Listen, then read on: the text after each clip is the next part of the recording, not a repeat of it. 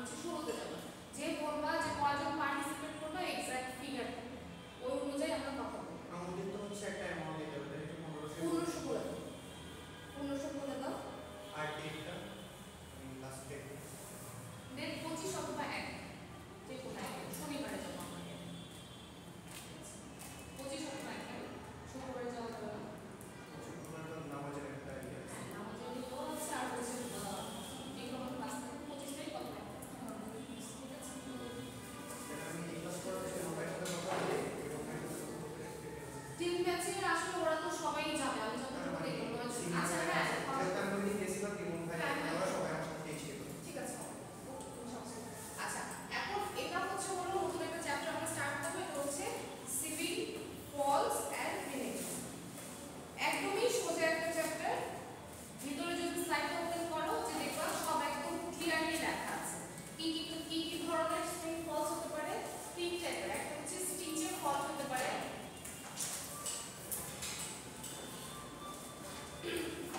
দুই নম্বরটা হচ্ছে হলো আমার ফেব্রিকের কোন একটা ফলস থাকতে পারে। ফেব্রিকের সমস্যার কারণে যদি আমার সুইং ফলস হয়,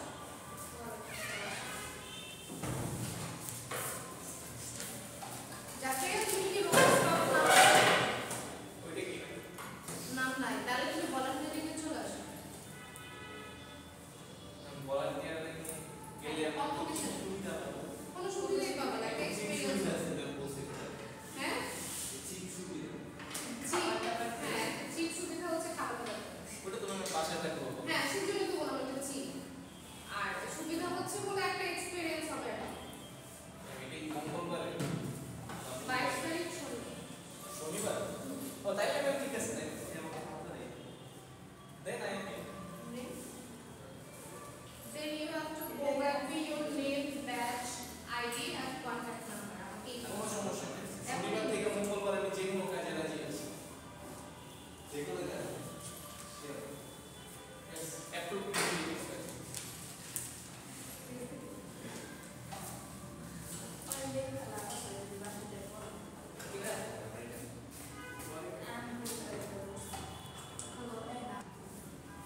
এখন হচ্ছে আমি যে বললাম তিন টাইপের, এই চ্যাপ্টার থেকে তোমাদের অ্যাসাইনমেন্ট থাকবে। অ্যাসাইনমেন্টে কি থাকবে সেটা বলে দিচ্ছি।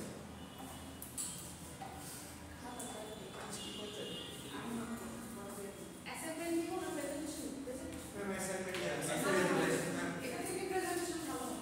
ম্যাম প্রেজেন্টেশন অনেকগুলো আছে ম্যাম প্লিজ ম্যাম ওদিকে আছে ভাই আমাদের দিকে আমরা একটা এডুকেশন আমি এটা অনলাইনে দেখেছি ম্যাম জানুয়ারির 22 তারিখ তো ম্যাম শনিবার না? ফেব্রুয়ারি মাসে জানুয়ারি আমি বলি আজকে তো 18 তারিখ আজকে ফেব্রুয়ারি মাসে। জি ম্যাম। হ্যাঁ নাইস। আচ্ছা এখন যেটা বলতেছিলাম এই চ্যাপ্টার থেকে অ্যাসাইনমেন্ট থাকবে। চ্যাপ্টারটা খুবই ইজি, যে sewing faults and remedies. Sewing faults কি কি টাইপের হয়, কেন হয় এবং এটার রেমেডিগুলো সব দেয়া আছে। এখন আমাদের অ্যাসাইনমেন্টে যেটা থাকবে আমরা হচ্ছে আর একটু আপগ্রেডেড অ্যাসাইনমেন্ট করব, ঠিক আছে। এখন সুইং ফল আমি যেটা বললাম যে তিন টাইপের কারণে হয়, স্টিচিং এর কিছু ফলের কারণে সুইং ফল হবে। তারপর হচ্ছে হলো তোমার সিম পাকারিং যেটা হয়, যে দলা পাকায় যায়, আর ফেব্রিক দলা পাকায় যায়, তাহলে থ্রেডটা দলা পাকায় যায়, হ্যাঁ সেটা হচ্ছে সিম পাকারিং। আর আরেকটা হচ্ছে যদি আমরা ফেব্রিকের টাইপটাই হচ্ছে হলো একটু অন্যরকম হয়, যেমন হচ্ছে শাটিং ফেব্রিক যেগুলো বা একদম শিফন, হ্যাঁ শিফন শাটিং এগুলো যখন আমরা সুইং করবো তখন এক্সট্রা কশন নিয়ে সুইং করতে হয়।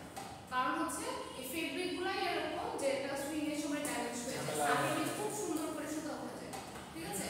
সো এই টাইপের ফেব্রিকগুলোতে প্রবলেম হতে পারে। এখন কি কি টাইপের প্রবলেম আছে এটা এখানে দেয়া আছে, যেমন স্টিচিং এর প্রবলেম আছে 6টা, slip stitch, staggered stitch, unbalance stitch, stitch density কম বেশি হয়, হ্যাঁ। সো এরকম কিছু প্রবলেম এবং এগুলোর রেমেডিস কি কি কারণে হচ্ছে এই প্রবলেমগুলো আর এগুলোর রেমেডিস কি সুন্দর করে আছে। কিন্তু আমরা অ্যাসাইনমেন্ট করব হচ্ছে ডিফারেন্ট একটা জিনিস, সেটা হচ্ছে কজ এন্ড এফেক্ট ডায়াগ্রাম দিয়ে পড়েছি। আমরা কজ এন্ড এফেক্ট ডায়াগ্রাম কি কি ল্যাঙ্গুয়েজ এটা? কজ এন্ড ইফেক্ট ডায়াগ্রাম, এটার আরো অনেকগুলো নাম আছে। ইশিকাওয়া ডায়াগ্রাম,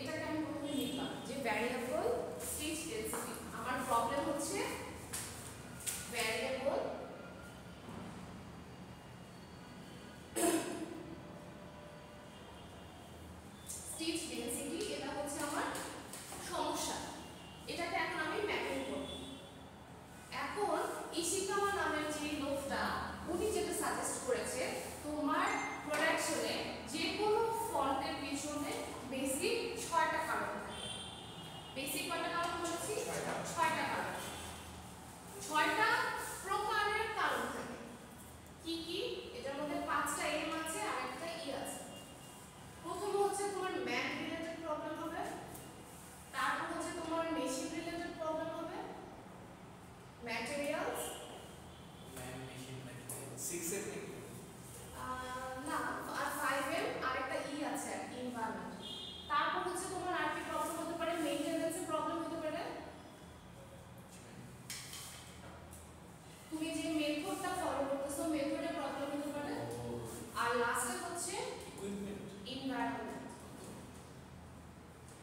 ইকুইপমেন্টটা তোমার মেশিন। মেশিন আচ্ছা দেখো 6টা জিনিস দিয়ে কিন্তু আমি পুরো ফ্যাক্টরির যেই কি বলবো যে যে ফ্যাক্টরগুলো আছে সবগুলো কিন্তু এই 6টার মধ্যে চলে আসছে।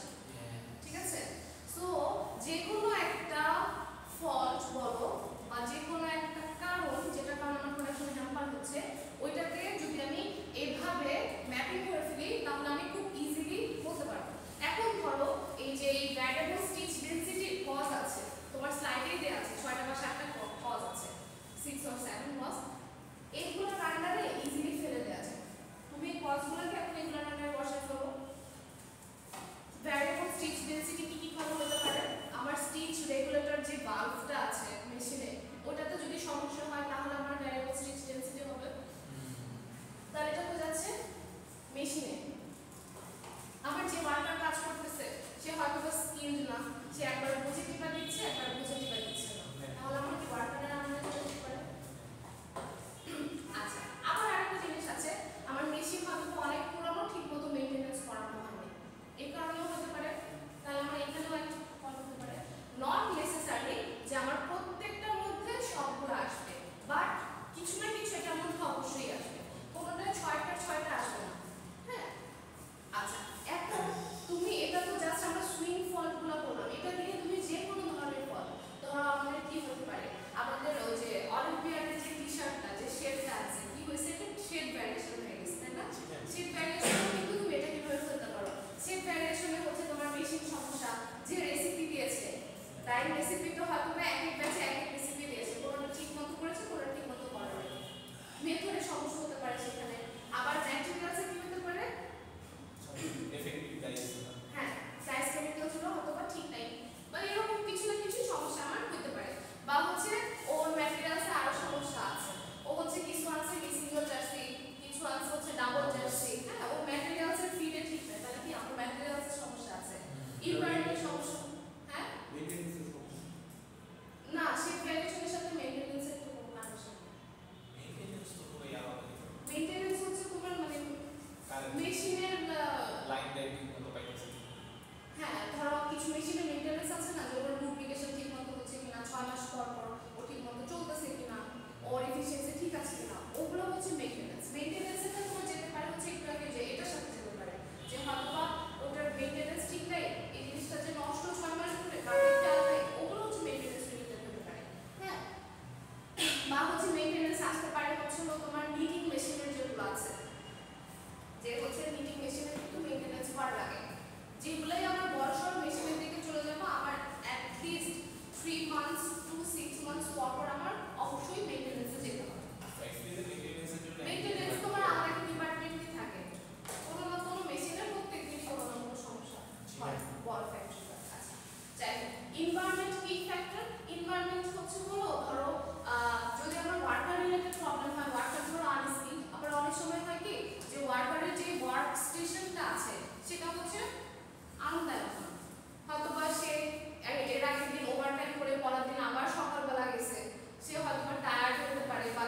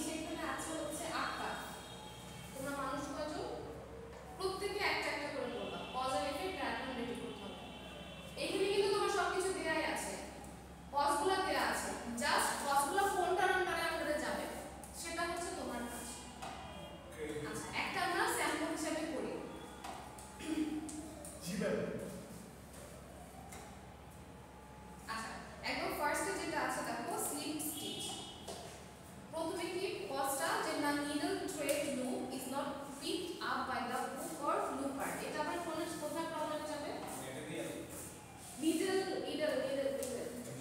মানে নিডল থ্রেডটাকে আমার যে লুপারটা আছে সেটা পিক করতে পারতেছে না মেশিনে যায় আর এটার যে রেমেডি সেটা হচ্ছে কি turning off hook or looper with needle should be adjusted properly মেশিনেই আছে ঠিক আছে আচ্ছা loop size or needle size is small এটা হচ্ছে adjust needle and thread size সেটাও হচ্ছে মেশিনে আছে fabric flagging during sewing adjust needle hole size and needle size সেটাও হচ্ছে কোনো মেশিনেই আছে নিডল ডিফ্লেকশন অর ব্লেন্ডিং সেটাও machine tension variation in needle or looper adjust tension properly আচ্ছা এখানে দেখো সবগুলাই হচ্ছে আমার মেশিনে চলে যাচ্ছে কিন্তু একটা জিনিস তো তুমি ইজিলি সবকিছুতেই দেয়া যায় সবকিছু অর্ডারে দোষ তাহলে হচ্ছে হলো আমার ম্যানুয়াল দেওয়া যাবে সেটা কি দিবা আনস্কিলড ওয়ার্কার আচ্ছা আরেকটা দোষ আমার সবকিছুতেই দেওয়া যাবে সেটা হচ্ছে মেইনটেনেন্সটা যদি ঠিক মতো না হয় তাহলে এগুলো সবকিছুই অর্ডার হতে পারে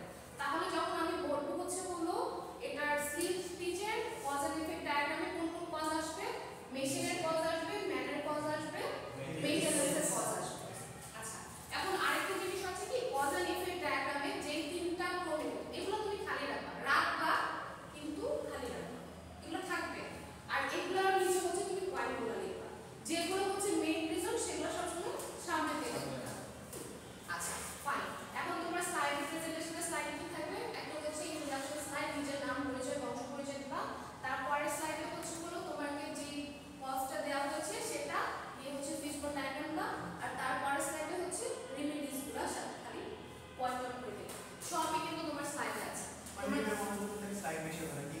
তিনটা স্লাইড পার পারসন তিনটা স্লাইড করে ওয়াও কোনো কষ্টই নাই কিন্তু কষ্ট আছে কাজ আছে মাথা খাটানো হবে এখন অনলাইনে ক্যামেরার সামনে এসে হ্যাঁ বুঝি নাই বলা অনলাইনে ক্যামেরার সামনে এসে বক করে চলে যাবে কিন্তু আমি যাতে সবার নাম দিই যেগুলো জানা দেবে না তাদের মার্কস দেবো ইনস্ট্যান্ট না মার্কস দেবো ঠিক আছে অনলাইন তো দিয়ে দিব হ্যাঁ প্যারা আছে ডেডলাইন আজকে কয় তারিখ আজকে হচ্ছে 18 তারিখ 18 আর 7 হচ্ছে 25 আর 7 তো দিব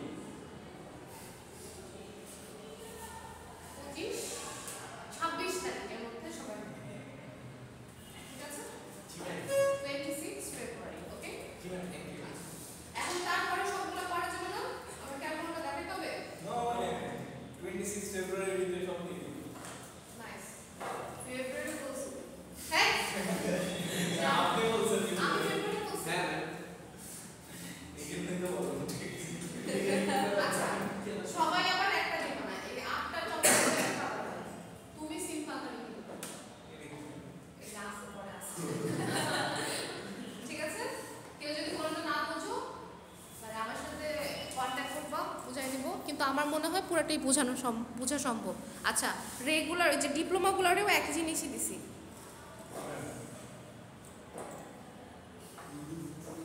আচ্ছা সিম পাকারিং যেটা বললাম ওটা একটু দেখো এটা একটু বুঝাই দিই আপনি বলছেন আমার কাউন্সিলিং হ্যাঁ হ্যাঁ তোমাকে সময় দিব আজকে সমস্যা নেই আচ্ছা এটা হচ্ছে 11 নম্বর স্লাইড একটু দেখো সিম পাকারিংটা একটু দেখো বের হয়ে গেছো না আমি কি এখনো গিয়েছি আচ্ছা সিম পাকার হচ্ছে হলো বেসিক্যালি তোমার আমাদের যে একটা একটা করে অনেক সময় সুতায় টান লাগে না সিম লাইনটা শোনো এই যে সিম লাইনগুলোতে মাঝে মাঝে সুতা টান লেগে একসাথে হয়ে যায় যে এরকম হয়ে যায় ফুস হয়ে যায় সেই জিনিসটা হচ্ছে সিম পাকার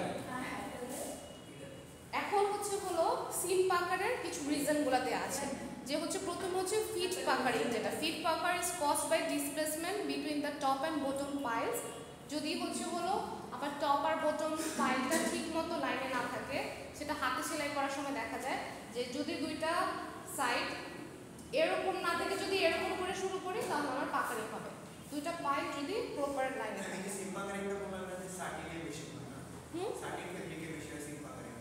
হ্যাঁ সাটিন বলতে মানে সুতিতে কম হয় কটনে কম হয় সাটিনে হয় তারপর হচ্ছে হলো ওই যে যেটা বললাম শিফন, জর্জেট শিফনে হবে। তারপর হচ্ছে কিছু সিল্ক আছে না, শাম্পু সিল্ক টিল, দেখবো ওগুলো হচ্ছে টেলার যখন মেকিং নেয় তখন একটু বেশি টাকা নেয়, ওগুলোতে সিম পাকারিং হয় দেখি একটু বেশি টাকা নেয়। হ্যাঁ সময় দিতে হয়, দিতে। আচ্ছা তারপর হচ্ছে হলো আর রেমেডিস কি কি আছে, আসেন ম্যাডাম আসেন। প্রথমে কি করবো যে improved feed mechanism of sewing machine by adjustment to the feed reducing sewing speed. So তোমার সিম পাকারিং এ ম্যাক্সিমাম তুমি মেশিনে ফেলে দিতে পারছো। হ্যাঁ তারপরে দেখো টেনশন পাকার আছে, যদি আমার যে গাইডগুলো আছে টেনশন গাইডগুলো আছে না মেশিনে, লাস্ট ক্লাসে আমি কাদেরকে মেশিন দেখাইছিলাম, ইফতি ছিল, যা ইয়ে ছিল, জুবায়ের ছিল, জাকারিয়া ছিল, হ্যাঁ ছিল, হ্যাঁ হ্যাঁ হ্যাঁ হ্যাঁ তুমি তো পকেট। সো দেখো ওখানে অনেকগুলা গাইড আছে না, হোল আছে, ওগুলোর মধ্যে আবার টেনশন গাইড আছে। এগুলা যদি টেনশনটা ঠিক মতো মেনটেন না হয় তখন হচ্ছে সিম পাকারিং অ্যারাইভ হবে। আচ্ছা তারপর হচ্ছে হলো ডিসপ্লেসমেন্ট আছে, জ্যামিং আছে। জ্যামিংটা কি, জ্যামিং হচ্ছে যদি আমার মেশিনের প্রপারলি লুব্রিকেশন না হয় তাহলে মেশিন হঠাৎ তেল দিতে হবে, হ্যাঁ তাহলে এটা কই যাবে, মেইনটেনেন্স। আর ওভারঅল সব দোষ কার, নন্দঘোষ হচ্ছে মানুষ, ওয়ার্কারের।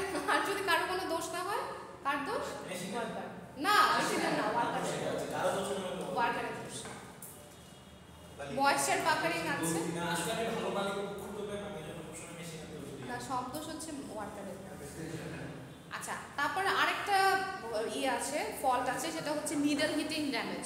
নিডল যদি আমার ফ্রিকশনে বেশি গরম হয়ে যায় তখন হচ্ছে ফেব্রিক ফুটা হয়ে যায় বা হচ্ছে নিডল ব্রেক হয়ে যায় ওভার ইয়েতে।